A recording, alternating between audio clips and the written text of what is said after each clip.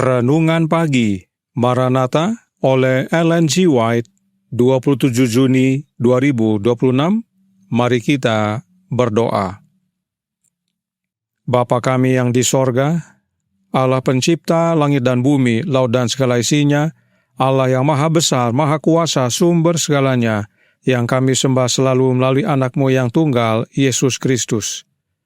Terpujilah Yesus, anak Allah yang maha tinggi, yang adalah Tuhan atas hari Sabat. Pada pagi hari ini kami bersyukur boleh bangun dan berbakti dan sebagaimana membaca dan mendengarkan nasihat firman-Mu, kiranya ini menjadi keteguhan bagi kami semua agar tetap berbakti menyembah Engkau ya Bapa pada hari Sabat, hari Sabtu. Beserta kami sepanjang perbaktian ini kehendak-Mu yang jadi, ampun kami akan dosa dan salah, karena kami berdoa hanya dalam nama anak Allah yang tunggal, Yesus Kristus, yang adalah Tuhan dan Juru Selamat kami. Amin. Renungan hari ini akan dibacakan oleh Saudara Peter Pangaila. Kepada Saudara Peter, kami persilahkan.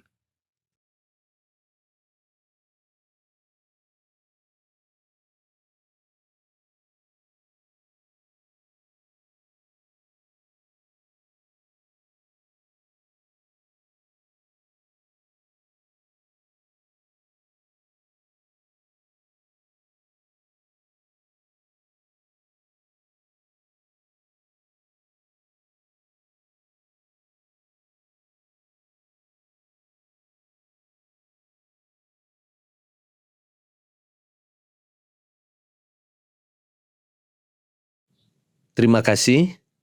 Shalom dan selamat pagi untuk kita semua. Selamat Sabat. Bacaan renungan pagi kita hari ini, Sabtu 27 Juni 2026, dengan judul Hukum Hari Minggu Ditegakkan. Ayat inti diambil dari Matius 24 ayat 9 yang berbunyi, "Pada waktu itu kamu akan diserahkan supaya disiksa, dan kamu akan dibunuh dan akan dibenci semua bangsa oleh karena namaku."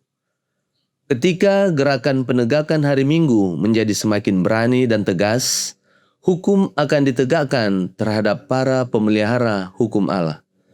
Mereka akan diancam dengan denda dan pemenjaraan, dan beberapa akan ditawari kedudukan berpengaruh, serta imbalan dan keuntungan lainnya, sebagai bujukan untuk meninggalkan iman mereka.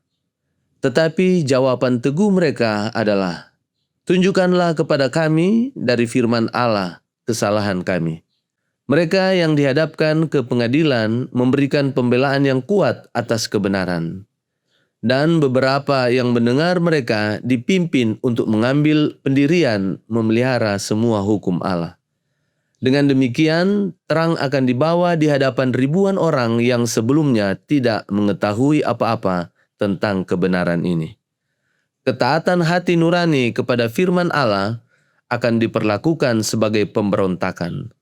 Dibutakan oleh setan, orang tua akan bersikap keras dan kejam terhadap anak yang percaya.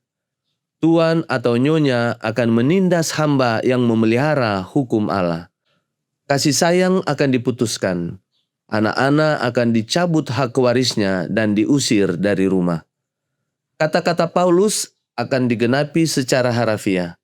Memang setiap orang yang mau hidup beribadah di dalam Kristus Yesus akan menderita aniaya.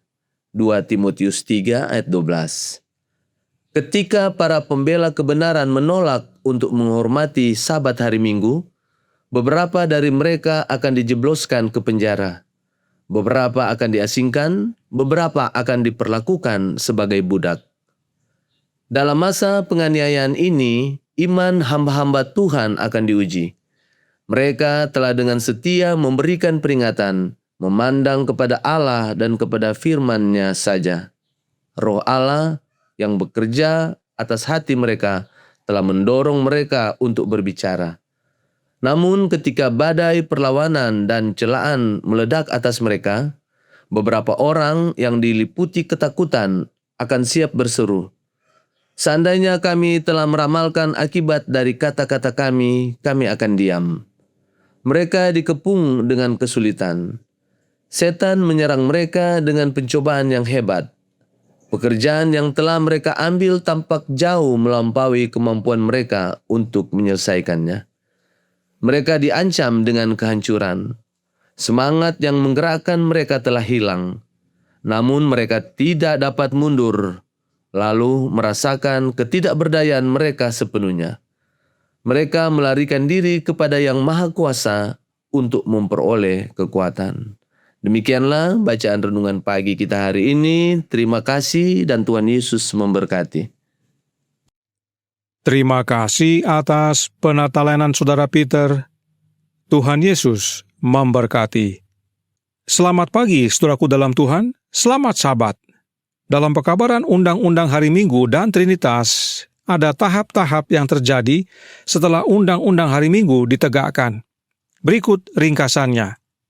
Tahap pertama adalah larangan untuk bekerja pada hari Minggu. Lalu apa yang kita lakukan?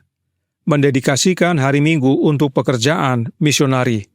Kita sudah ikuti pelajarannya dalam renungan pagi sebelumnya. Kemudian, tahap kedua adalah hormati hari Minggu, namun masih boleh berbakti pada hari Sabat.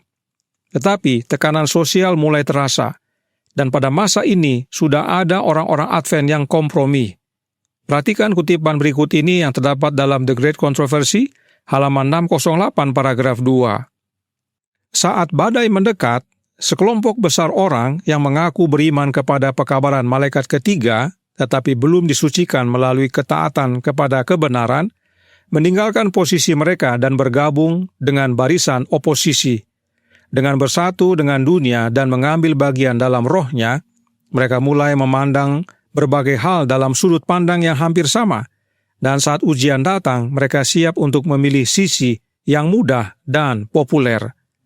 Roh Nubuat berkata bahwa sekelompok besar orang-orang Advent, yaitu yang mengaku beriman kepada pekabaran malaikat ketiga, akan bergabung dengan mereka yang menentang hari Sabat, hari Sabtu. Nyonya White tidak tulis sekelompok kecil, tetapi sekelompok besar, artinya banyak. Mengapa banyak yang membelot? Sebab Allahnya sudah sama, yaitu Trinitas. Selanjutnya, tahap ketiga dikatakan, tidak boleh beribadah pada hari Sabat, hanya pada hari Minggu. Dikenakan denda dan hukuman penjara, bila mana melanggar. Mengapa tahap ketiga ini terjadi? Karena umat-umat Allah yang sisa bekerja sebagai misionari pada hari Minggu dan tetap berbakti pada hari Sabat, hari Sabtu. Oleh sebab itu, Roh Nubuat berkata dalam The Great Controversy, halaman 607 paragraf 1. Dengan segala cara yang mereka miliki, mereka akan berusaha untuk menekan pembahasan tentang pertanyaan-pertanyaan penting ini. Gereja memohon bantuan kekuatan sipil yang kuat, dan dalam upaya ini, para penganut agama Katolik dan Protestan bersatu. Ketika gerakan untuk menegakkan hari Minggu menjadi lebih berani dan tegas, hukum akan diberlakukan terhadap para pemeluk perintah Allah. Dalam skala kecil, hal ini sudah terjadi. Karenanya, renungan pagi hari ini berkata dalam Maranatha, halaman 186 paragraf 2. Ketika gerakan penegakan hari Minggu menjadi semakin berani dan tegas, hukum akan ditegakkan terhadap para pemelihara hukum Allah. Mereka akan diancam dengan denda dan pemanjaraan, dan beberapa akan ditawari kedudukan berpengaruh, serta imbalan dan keuntungan lainnya, sebagai bujukan untuk meninggalkan iman mereka. Tetapi jawaban teguh mereka adalah, tunjukkanlah kepada kami dari firman Allah kesalahan kami.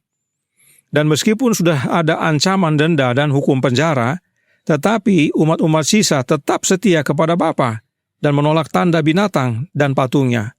Akhirnya tahap keempat dikeluarkan, yaitu hukuman mati.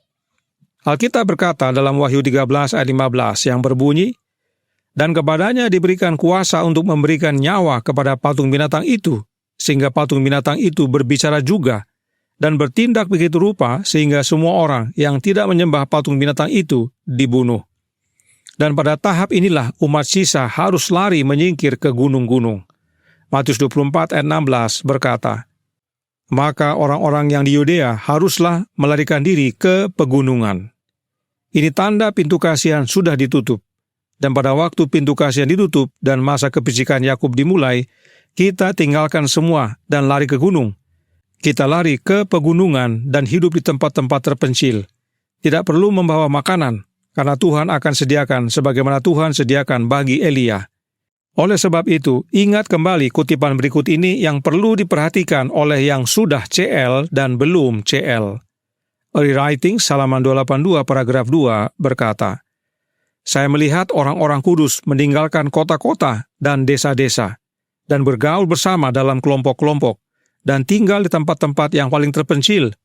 Para malaikat menyediakan mereka makanan dan air, sementara orang-orang jahat menderita kelaparan dan kehausan." Di kota-kota masih ada umat-umat Allah yang setia, dan mereka akan keluar dan bergabung dengan mereka yang di desa, lalu menyingkir bersama, sebab mereka satu roh. Kondisi ini belum terlihat sekarang. Yang sudah CL umumnya merasa istimewa, merasa sudah lebih bersedia dibandingkan yang belum CL. Ada perbedaan roh antara yang sudah CL dan yang belum CL. Ingat, yang di kota akan bergabung dengan yang di desa dan sama-sama menyingkir. Mereka bergaul dalam kelompok-kelompok. Mereka cooperation lah. Karenanya, sudah CL atau belum CL bukan penentu. Tidak ada yang lebih istimewa dari yang lain. Fokus kita adalah, adakah kita sudah satu dalam roh, yaitu roh anak Allah? Berdoa untuk kesatuan roh, sebab bila undang-undang hari Minggu ditegakkan, maka pintu kasihan ditutup. Yang berbeda roh tidak mungkin menyingkir bersama dalam kelompok-kelompok. Yang berbeda roh tidak mungkin cooperation lah. Kiranya kebenaran ini menjadi panggilan bagi kita semua, sebab waktunya semakin singkat, bila mana undang-undang hari Minggu ditegakkan.